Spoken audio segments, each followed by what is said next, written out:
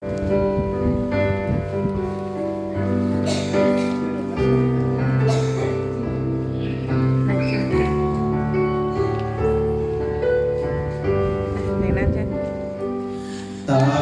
đó Giêsu mãi tu lạc con, Giêsu người cha mãi giao mãi ngày trôi, vì thân cho Giêsu thao mỗi em lại, mùa trong thiên nhiên ngàn tài.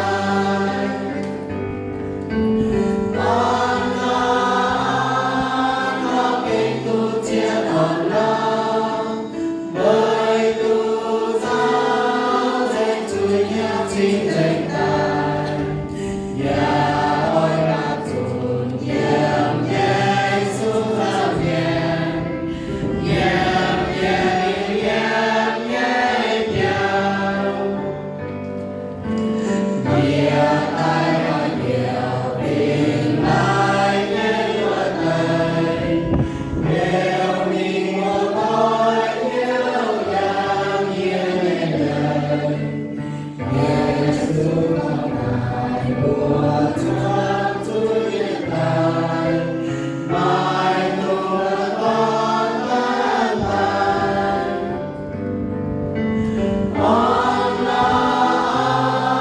lo kênh tu chiến on lo, bởi tu thao danh Chúa nhau chính danh tài. Nhà ơi ngã tuôn nhầm nhẹ xuống ra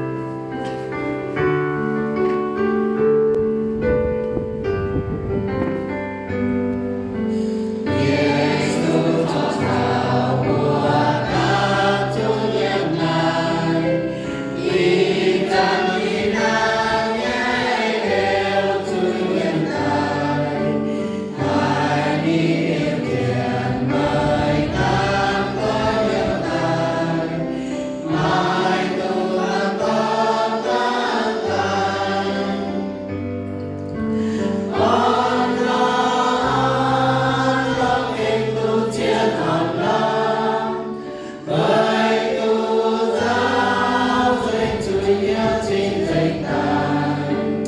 Nhà tuôn nhầm nhẹ xuống ra nhẹ